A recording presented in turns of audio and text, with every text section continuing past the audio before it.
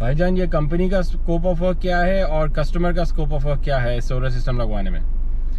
95% काम जो एक घर पे सोलर सिस्टम लगेगा रेजिडेंशियल कंज्यूमर के लिए, उसमें 95% काम कंपनी की जिम्मेदारी है।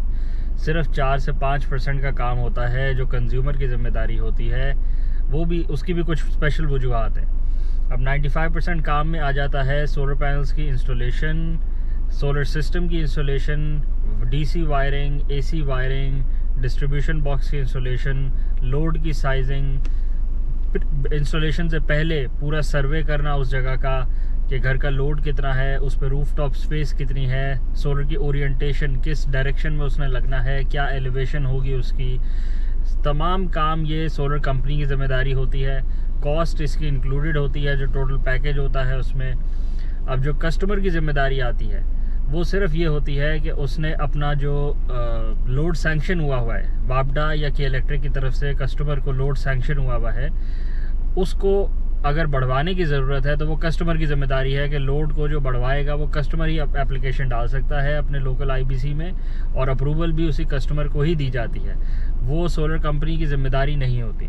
लेकिन अगर कस्टमर को बहुत मुश्किल है आ रही है और उसको समझ नहीं आ रहा तो किसी अरेंजमेंट के तहत सोलर कंपनी जो सोलर इंस्टॉलर कंपनी है वो आपको ये काम करवा के दे सकती है।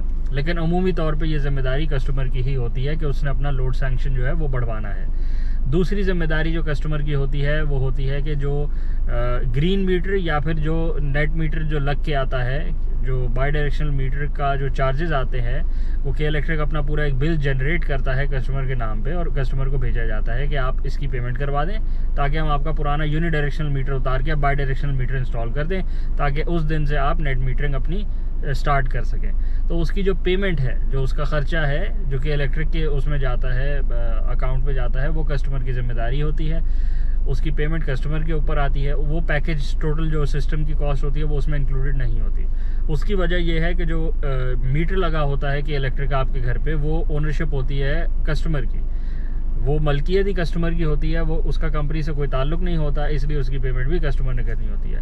ये दो बातें होती हैं जो कस्टमर की स्कोप ऑफ वर्क में आती है कि उसने इंश्योर करना है कि अपना लोड सैंक्शन जो है वो बढ़वाना है अगर ज़रूरत है, अगर ज़रूरत नहीं है तो वो कस्टमर ने नहीं करवाना। अगर कस्टमर नेट मीटरिंग वाला सिस्टम लगवा रहा है तो जो नेट मीटर की कॉस्ट आएगी वो उसने बेयर करनी है। अगर कस्टमर नेट मीटर का सिस्टम नहीं लगवा रहा है तो उसको नेट मीटरिंग का जो मीटर है वो चेंज करवाने की ज़रूरत ही नहीं है, वो पुराने यूनिट डायरेक्शन मीटर पे ही सिस्टम काम करेगा। उसके अलावा बाकी सारी की सारी जिम्मेदारी कस्टमर सोलर कंपनी की होती है। नेट मीटरिंग की file approval, DC earthing, solar system की इंस्टॉलेशन, सारा का सारा ट्रांसपोर्टेशन, तमाम काम सोलर अच्छी कंपनी अगर कोई होगी तो ये सारी की सारी जिम्मेदारी उसके सर आएगी और वो सारे के सारे काम को इफ़ेक्टिवली अंजाम देकर चलता हुआ सिस्टम हैंड ओवर करके जाएगी क्लाइंट के। अच्छा, ये डीसी अर्थिंग कितनी ज़रूरी है? डीसी अर्थिंग 5 किलोवाट सिस्टम जो ऑफ ग्रिड होता है उसमें इंस्टॉलर्स अवॉइड करते हैं, लेकिन उसी की वजह से सिस्टम में स्टैटिक चार्ज बिल्डअप होता है और इन्वर्टर में फॉल्ट के चांसेस बढ़ जाते हैं।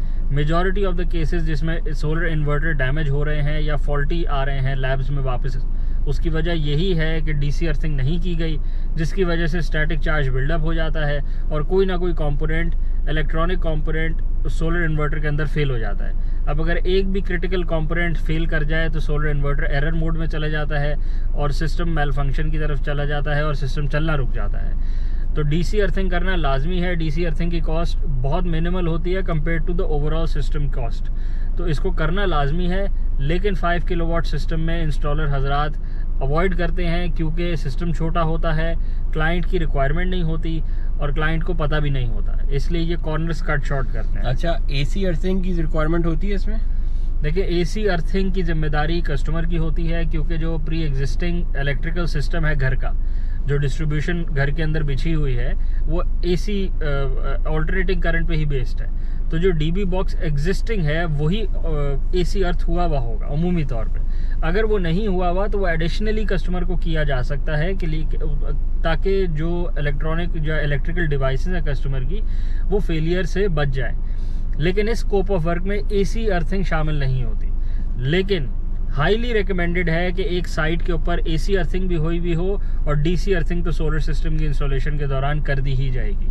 अच्छा, तो एक ही बोर करवाने पे दोनों हम लगा सकते हैं उसमें, या दोनों की अलग अलग अर्थिंग होती है? देखें, preferably according to standards AC की पिट अलग बनती है, DC की पिट अलग बनती है। लेकिन अगर आपने पैसे बचाने हैं और आपने फिर कॉर्नर्स कट शॉर्ट करने हैं तो आप एक ही पिट को दोनों तरीके से इस्तेमाल कर सकते हैं। दो पिट होने से ये फ़ायदा होता है कि रिडंडेंसी बढ़ जाती है। In case of failure of one pit आप कुछ टाइम के लिए दूसरी पिट को इस्तेमाल कर सकते हैं as a combined pit for AC and DC earthing, और फिर पहली पिट को वापस से बहाल करवा लें, आप उसका बोर दोबारा से रिन्यू करवा लें, ताकि आपकी दो सेपरेट अर्थिंग DC की पिट्स हों, AC और DC की, और दोनों अपनी फुल कैपेसिटी पे काम करें। तो जो रिक्वायरमेंट है अकॉर्डिंग टू द लॉ वो यही है कि दोनों अलग अलग होनी चाहिए। बिल्कुल, एक साथ नहीं कर सकते। इलेक्ट्रिकल स्टैंडर्ड्स को अगर आपने इंटरनेशनल स्टैंडर्ड्स को मीट करना है तो AC और DC की अर्थिंग जो पिट्स हैं वो बोर अलग होंगे और दोनों के अलग पिट्स होंगी और अलग बस बार लगेंगे और अलग कनेक्शंस हुए होंगे। AC सिस्टम सेपरेट होगा, DC सिस्टम सेपरेट होगा। तीसरी बात यह है कि इसके इलेक्ट्रिकल स्टैंडर्ड्स होते हैं, ये ऐसे ही नहीं है कि आपने बोर करके या आपने एक रॉड लिया और उसको मिट्टी में घुसा दिया और बोला कि मेरी AC अर्थिंग हो गई, या आपने एक तार लिया और उसको दीवार के साथ जोड़ दिया एक कील के साथ और बोला मेरी AC या DC अर्थिंग हो गई। इसका प्रॉपर बोर किया जाता है बोरिंग मशीन के साथ, डिपेंडिंग ऑन कि कितनी नमी है, कितनी मॉइस्चर है उस ग्राउंड के अंदर, वो डेप्थ निकाली जाती है, कितना नीचे जाया जाएगा। उसके बाद के इलेक्ट्रिक का स्टैंडर्ड है कि 5 ओम्स से अंडर, 5 ओम से कम की रीडिंग आनी चाहिए रेजिस्टेंस की। जितनी कम रेजिस्टेंस होगी उतना ज़्यादा इफेक्टिव अर्थ होगा, उतनी आसानी से जो स्टैटिक करंट बिल्डअप होएगा पैनल, सोलर पैनल्स के ऊपर या इन्वर्टर के ऊपर, जितनी रेजिस्टेंस बोर की कम होगी उतनी आसानी से वो करंट डिस्चार्ज हो जाएगा और वो सारा अर्थ के अंदर चला जाएगा। तो 5 ओम से अंडर जो भी बोर होता है, जो भी अर्थ पिट बनी हुई होती है, वो अप्रूव हो जाती है। जब आपका नेट मीटरिंग सिस्टम की इंस्पेक्शन होती है तब एक इंजीनियर आता है कि इलेक्ट्रिक या वापडा की तरफ से आपके सिस्टम को इंस्पेक्ट करने। वो ये सारे पैरामीटर्स देखता है कि आपके सारे parameters according to the NEPRA और के इलेक्ट्रिक स्टैंडर्ड्स वो मीट कर रहे हैं कि नहीं कर रहे। तो जो बोर, जो अर्थिंग पिट का जो स्टैंडर्ड है वो 5 ओम से अंडर होनी चाहिए आपकी रीडिंग। अगर वो 5 ओम से अंडर आ जाए तो वो आपका इंस्पेक्शन पास हो जाती है। अगर वो 5 ओम से ज़्यादा हो जाए किसी भी वजह से तो फिर वो इंस्पेक्शन पास नहीं होती, वो इंस्पेक्शन दोबारा रिव्यू में चली जाती है और कस्टमर को बता दिया जाता है कि इलेक्ट्रिक के नुमाइंदे की तरफ से कि आप इसको अपने स्टैंडर्ड्स मीट करवा लें। हमारा आदमी दोबारा 2 हफ्ते 3 हफ्ते बाद आपकी इंस्पेक्शन करने आ जाएगा आपके सिस्टम की। अगर दोबारा भी पास ना होए तो 3 दफ़ा से ज़्यादा फिर वो छोड़ ही देते हैं। वो बोलते हैं आपके उसमें नहीं आएगा ये, क्योंकि आप आपसे ना हो पाएगा, कह जाते हैं वो। बिल्कुल रिटर्न में आपको दे जाते हैं कि आपसे नहीं हो पा रहा। चलें जी, मेरा ख्याल है रैप अप करें आज। ठीक है जी, थैंक यू।